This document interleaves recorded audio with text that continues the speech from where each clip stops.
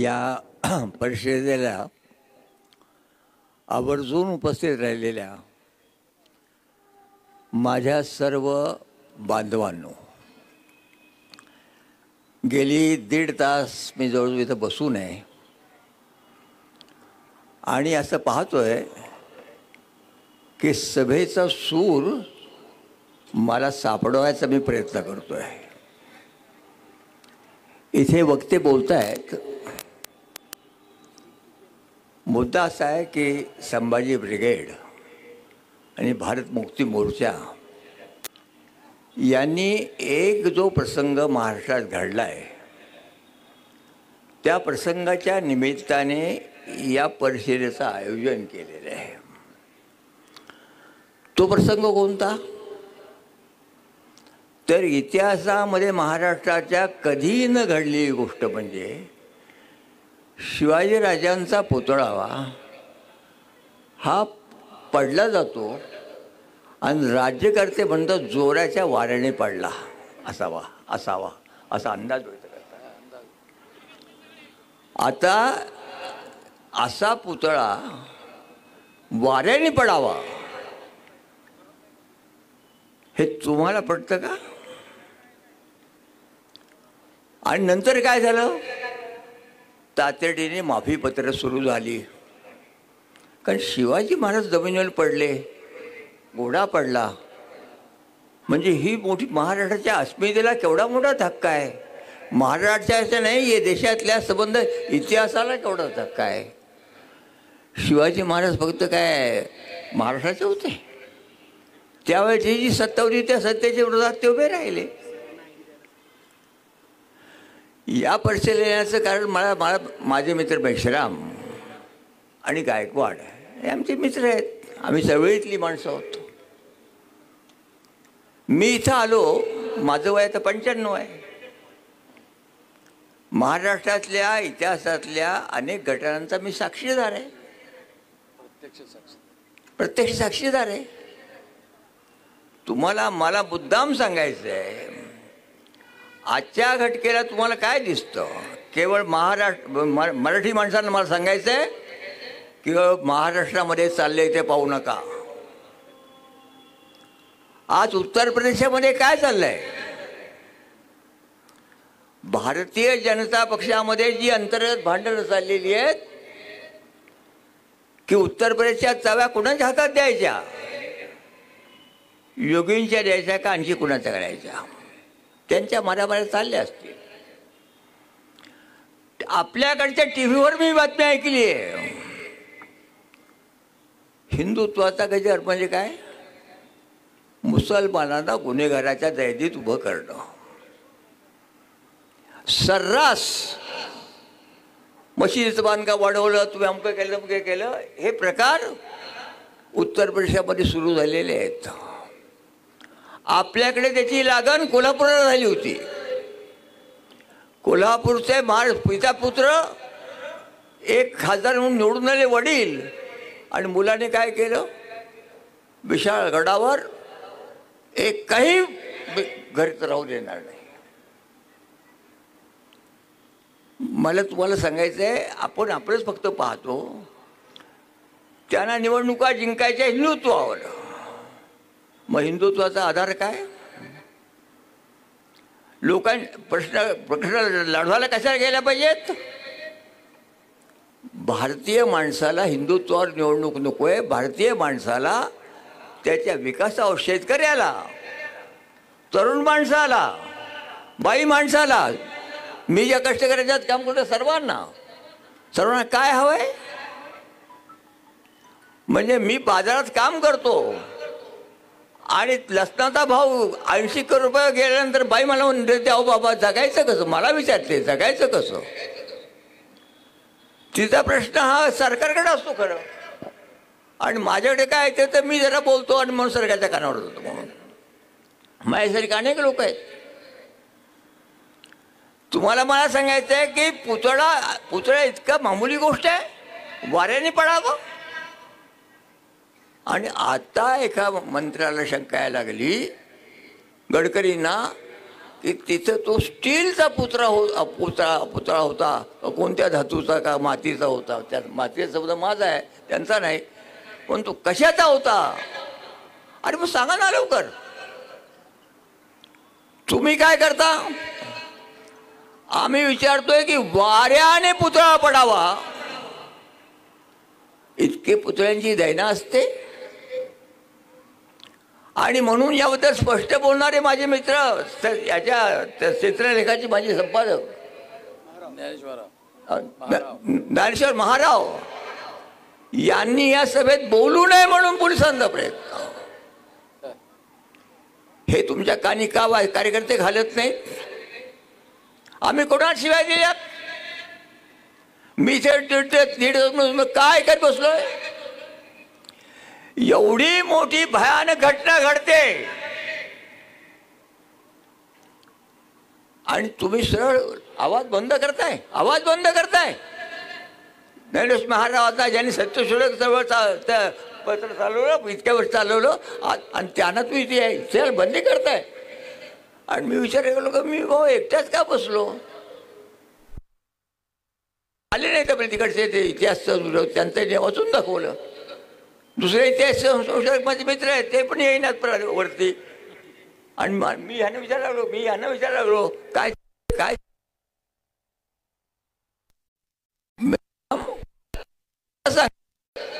की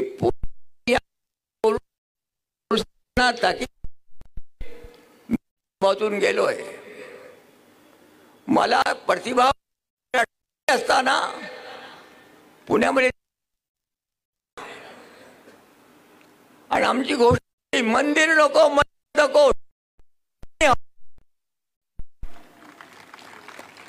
मंदिर नको, शाळा हवी, पाणी हवं त्यावेळी. आणि मला फक्त त्या घोषणेचा कागद त्यांना द्यायचा होता. वास्तविक प्रतिभाबाई पाटील आणि माझा चांगला परिचय, मला एक कार्यकर्ता म्हणून ते ओळखणार आहे. त्या काँग्रेसच्या पदारी मंत्री, महाराष्ट्राचे समाज कल्याण मंत्री, देवरसींच्या प्रश्नामुळे त्यांना सगळं माहिती द्यायला सगळं आमचं झालेलं. त्या पुण्यात अन्य कार्यक्रम मला कुठे येणार होते आणि मी नुसतं जाहीर केलं की मला त्याला निवेदन द्यायचं आहे. काय करू पुण्याच्या पोलिसांनी? घरून मला उचललं आणि दिवसभर पोलीस गेटमध्ये बसून ठेवलं आणि संध्याकाळी बाई गेल्यानंतर सोडून गेलं. काय तुमच्यावर काय? सरकार आवाज कसा बंद करतं हे तुम्हाला मुद्दाम सांगतो. म्हणजे वास्तविक प्रतिभाबाई पटेल आणि मी एकमेकांची परिचित आहोत ना. पण पोलीस खात्याला कधी डोकंही नसतं किंवा डोकं सरकारचंच असतं, त्याचा काही संबंध नाही.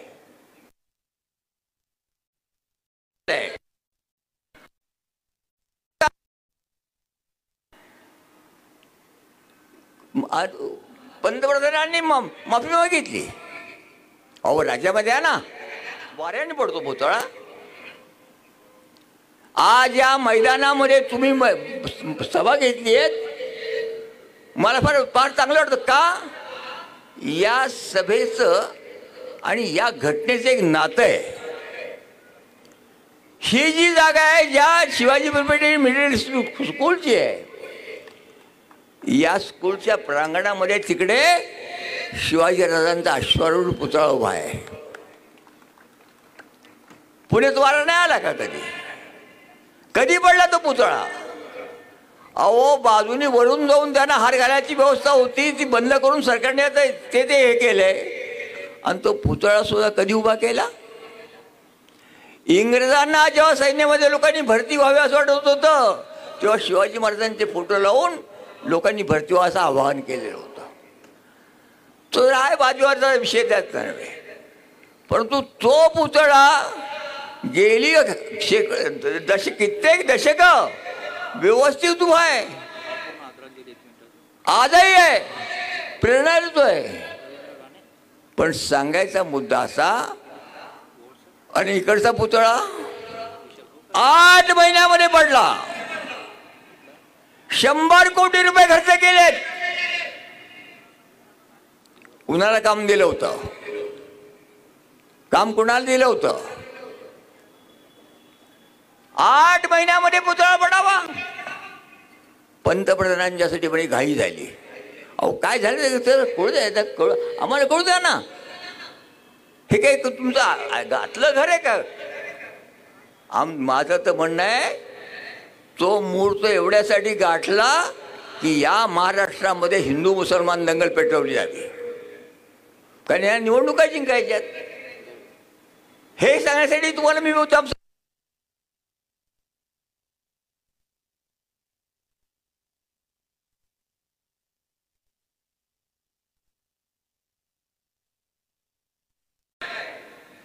संबंध देशात आणि काश्मीरात दुसरं काय चाललंय. काश्मीरच्या शेख अब्दुल्लांच्या मुलाचं फारुख अब्दुल्लाचं मला आठवतंय पुण्यामध्ये भाषण झालं आणि म्हणाला कोण म्हणता तुम्ही मला देशद्रोही. माझ्या बाबाने संबंध हयात घालवली स्वातंत्र्याच्या चळवळीत शेख अब्दुल्लाने. बाकी तिकडे मुस्लिम लीग काय बोलू द्यात, आम्ही काय बोलतो. त्याचा जो मला मी बयान जास्त आहे, मला मी त्याचा साक्षीदार आहे. मला नो महाराष्ट्राच्या सगळ्या 2 महायुद्ध झाली, काय काय झालं, कोणतं काय काय झालं, काय इंग्रज काय करतो फोडाने झोडा. इथं तर काय चाललंय म्हणजे आम्ही रडतोय, मी गरिबांच्यावर लढतोय म्हणजे गरीब म्हणतात बाबा जगायचं कसं. मला प्रश्न विचारतात. पोरांना भाजी आवडत नाही, मी काय सगळं देऊ शकत नाही. आता कोथमिरीची गड्डीच म्हणली 80 रुपये झाली. अगं म्हणलं, ती म्हणली तुम्ही बाबा तर तुम्ही मला काय सांगणार, मला माहिती आहे म्हणली. हे पैसे शेतकऱ्याला मिळालेत का, कुणाला मिळाले पैसे, कुणाची खिसे भरले. मी कुठे म्हणते म्हणाली पैसे शेतकऱ्याला मिळू नका म्हणून, पण कुणाला चाललंय आंधळ दळते आणि कुत्रं पीठ खाते म्हणे. तिने मला म्हण शिकवली, आंधळ दळतंय आणि कुत्रं पीठ खाते.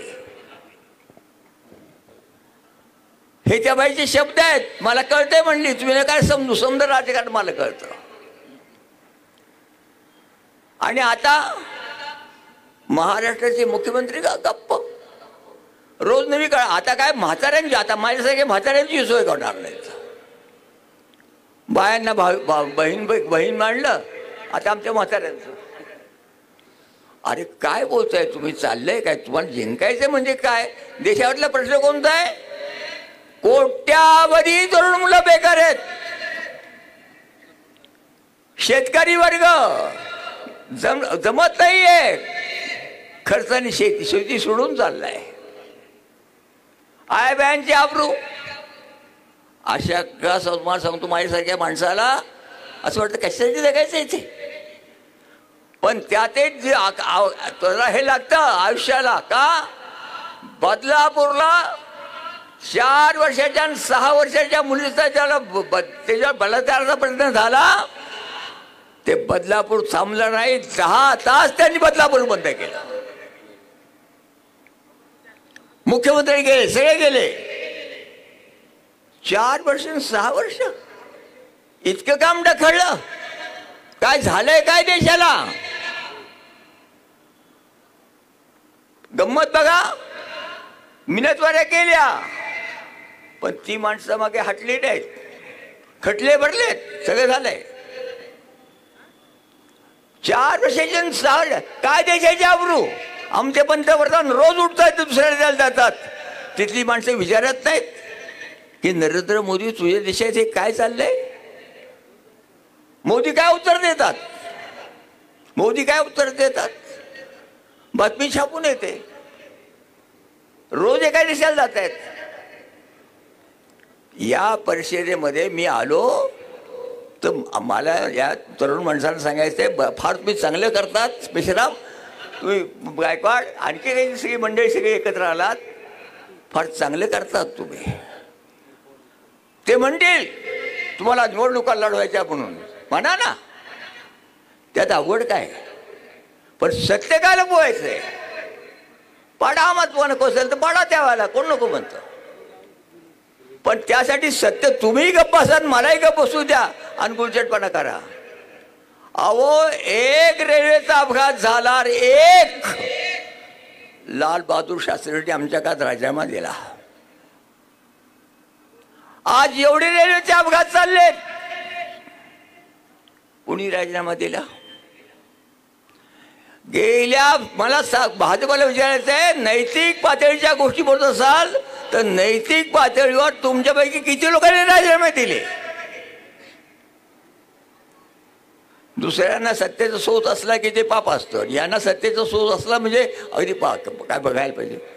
माणसाला मुक्तीच मिळणार. आणि मुक्ती कोणती? तुमच्या या परिषदेत स्पष्टच म्हणलंय, ब्राह्मणी राज्याबद्दल तुम्ही जे सगळं व्यक्त केलंय, याने का आमदार राग का बरं मंडळाच्यावर? तुमची आमच्यावर राग का?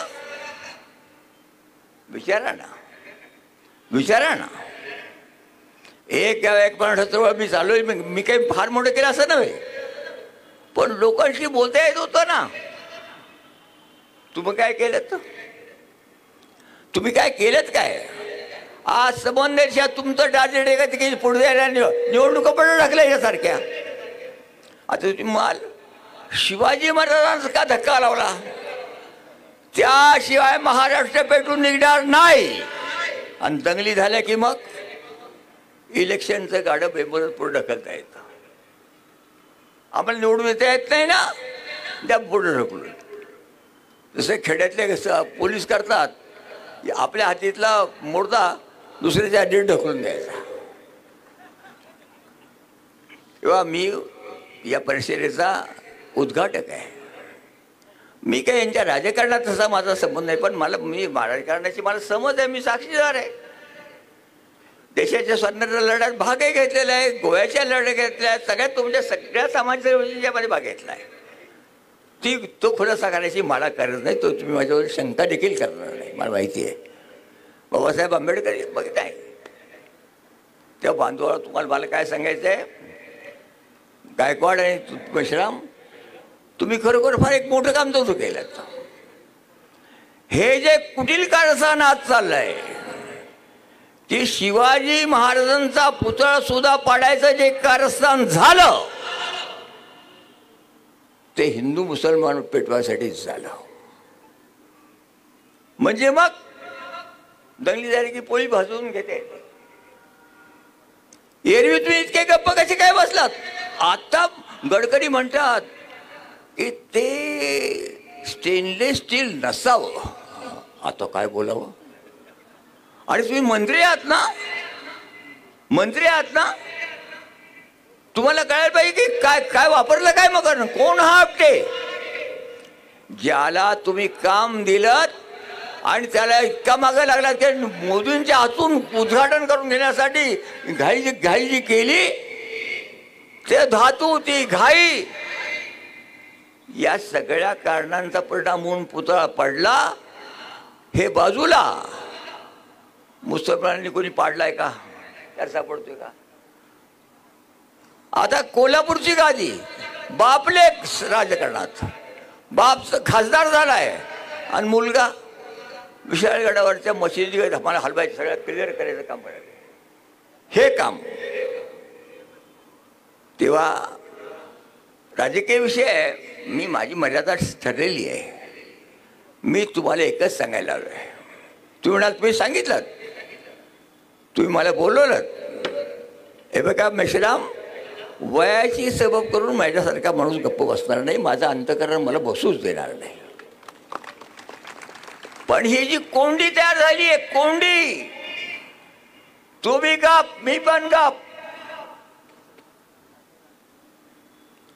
हे नाही चालता उपयोग आहे. आम्ही इंग्रजाच्या काळात सुद्धा चालू गेलो नाही, इंग्रजाच्या काळात सुद्धा चालू गेलो नाही. हे तर आम्ही भाऊ देशाचे मालक. तुम्ही कोण? तुमचा तेवढा अधिकार, तेवढा मला अधिकार आहे. माझ्या मताची किंमत 0 आणि तुमचं काहीतरी वरती 100. हे कसं काय झालेलं? तेव्हा तुम्हाला मला सांगायला मी आलो आहे की या कोंडीतून एक कोंडी निर्माण करतायत आणि कोंडी आपल्याला फोडावीच लागेल. इतिहास सुद्धा कधी बसत नाही, तो कोंडी फोडतो. पण त्यासाठी एकमेकाचा जीव घ्यावा, एकमेकाच्या पाठीमागे लागावं, फोन करावेत, जनतेचे प्रश्न सगळे बाजूला फेकून द्यावेत, काही परवा करू नये. महागाई उद्या भाका असू द्या, बेकारी असू द्या, शेतकऱ्याचं काय असं काय असू द्या, का जरा शांतपणे आपण आंबेडकरांना मानणारी माणसं आहोत, फुल्यांना मानणारी माणसं आहोत, सगळ्या रंगांना मानणारी माणसं आहोत. त्यांनी त्यांच्या त्यांच्या काळात असे प्रश्न निर्माण केल्यानंतर काय मार्ग काढलाय. मेश्राम आणि गायकवाड, तुम्हाला मी माझी विनंती राहील, आपण जरा सविनय कायदेभंगाची सत्याग्रहाची तयारी सुरू केली पाहिजे. ते जर घरं पेटवणार असतील मुसलमान लोकांची, अल्पसंख्याकांची, तर आपण आपल्या लोकांची अंतःकरणं पेटवली पाहिजेत. आणि त्यासाठी मग सत्याग्रहासारखा मार्ग घरांतून. आता साधं भाषण करा ते उलटते, खरी गोष्ट की सांगा ना लोकांना की आमच्या ह्या मित्राला पोलिसांनी काय सांगितलं, तुमच्या भाषणामध्ये दंगली होतील म्हणे. असं ऐकतोय मी, मला माहिती नाही, तुम्ही सांगा. मी थांबणारच आहे, शेवटी मला ऐकायचं आहे. तेव्हा मला परत महाराष्ट्रातल्या विरोधी सगळ्या पक्षांना मला सांगायचं आहे, निवडणुका तुम्ही जिंका, सगळं जिंकाल, पण जिंकत असताना तडजोडी चोरण काहीतरी करू नये. मूल्यांच्या लढाईतून जिंकू. जनता आम्हाला साथ देईल. आणीबाणीमध्ये तुरुंगात होतो 17 महिने, एवढ्यात होतो. माझ्यावर अनेक माणसं होती आणि वाटत होतं आपण सुटू का नाही. आणि आमचे भारताचे जनसंघाची मंडळी, जनसंघ होता तेव्हा, ते म्हणत होते नाही बाबा आता मेल्यानंतरच बाहेर जाऊ. आणि मी म्हणालो नाही, मला नाही वाटत. नाही म्हणे, तुमचं कदाचित इंदिरा गांधीशी आतून नातं असेल. आता म्हणलं काय गंमत आहे, नातं असून ते मला आता नसवेल, मग ते सांगतो मला. पण झालं, मी म्हणलं नाही, जनता आम्हाला सोडवल्याशिवाय राहणार नाही. जनता आम्हाला सोडवल्याशिवाय राहणार नाही. आणि सोडवलं लोकांनी, सोडवलं. 17 महिन्यानंतर का उडवलं. आज हे सरकार सुधार, रोज तुरुंग पकड. आता ते आज ते सुटलेत, दिल्लीचे मुख्यमंत्री जामिनावर सुटलेत. पण त्यांनी जाहीर करून सांगितलं की मी CM पद घेणारच नाही. काय चाललंय काय. न्यायालय म्हणजे खेळ, पोलीस खातं म्हणजे खेळ, कुणाचे आवाज बंद करणं. ही लोक, त्यांना मग इतिहासातून ते काही शिकले नाहीत. इंग्रज शिकले, पण आमचे राज्यकर्ते शिकायला तयार नाहीत. मी इतकं फारसं लांब बोलत नाही, पण मी मगासून पाहिले की तुम्ही एवढी सगळी खटपट केली, तेवढं सगळं लोक जमा केले, सगळे केले, परत कोंडली. पुढं काय. माझ्यासारख्या माणसाला एवढंच वाटतं, अशा वेळेला हा एक विचार आहे. म्हणजे मी काही की तुम्हाला कार्यक्रम सांगू शकत नाही. तरुण मुलं म्हणतात तुरुंगात गेली की रेकॉर्ड खराब होईल, अरे कसलं रेकॉर्ड खराब होईल. अत्यंत खराब रेकॉर्ड असलेल्या माणसाचं 24 तासात धुवून टाकतात. काल 420 असलेला माणूस आज 421 म्हणतो. काय होतं का नाही.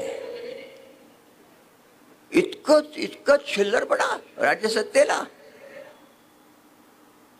अजब आहे बाबा. त्या अमेरिकेमध्ये निवडणूक चालली आहे बघा, आपली एक भारतीय बाईच उभी आहे आणि तो बोलतोय वाटेल ते तो ट्रम्प. पण लोक सगळे म्हणतात, मला कळतात, चिंता करू नका, बाई येईल, वी नो हिम. मला भारतातल्या व्होटर भेटायचे आहेत की बाबा फार चिंता करू नका, या वयात आम्ही आहोत, असं बोलणाऱ्या मुलांची थटवे. पण त्याचबरोबर तुम्ही जे काम करता ते मला आवडतंय. ते कोणतं. आपण सारे महात्मा ज्योतिराव फुलेंचे सत्यशोधक आहोत. तुम्ही सत्यशोधक आम्ही नाही भाऊ. मग तुम्हाला फुल्यांनी सत्य म्हणजे काय सांगितलं ते तुम्ही पाहिलेलं नाहीत. फुले म्हणतात देव आहे ना, तुझं म्हणणं आहे देव आहे ना, माझं म्हणणं नाही आहे.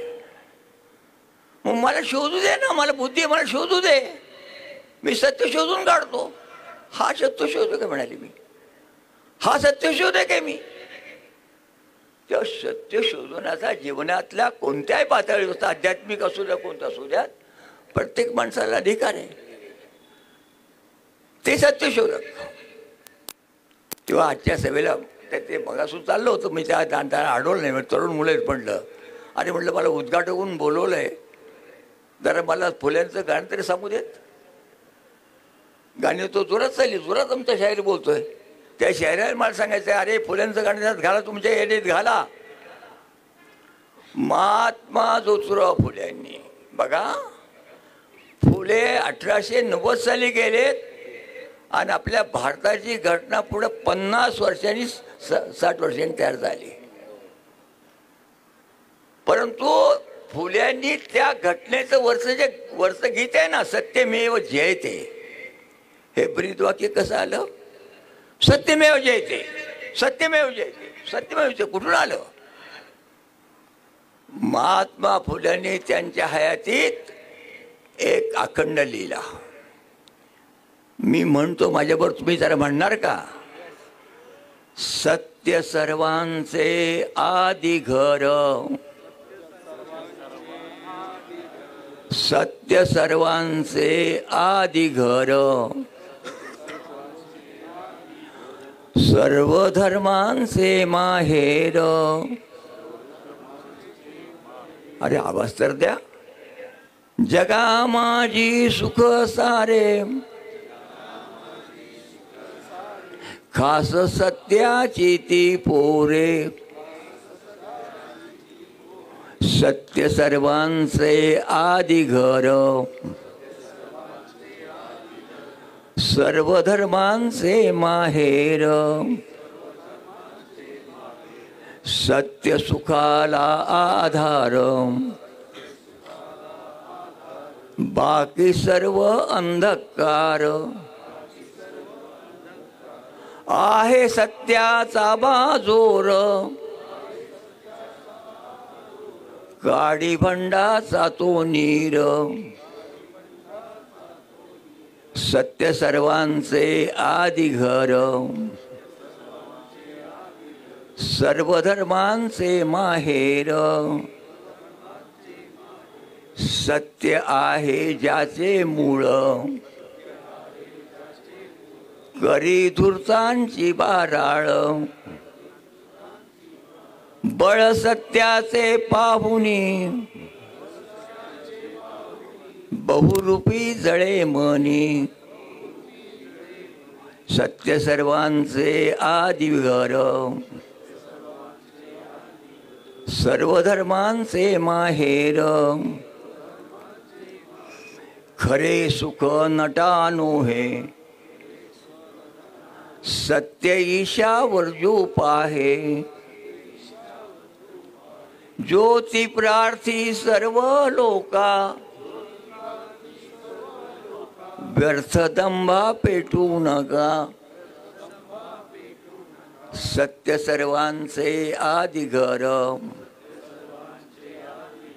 सर्व धर्मांचे माहेर. सर्व धर्मांचे माहेर, सर्व धर्मांचे माहेर.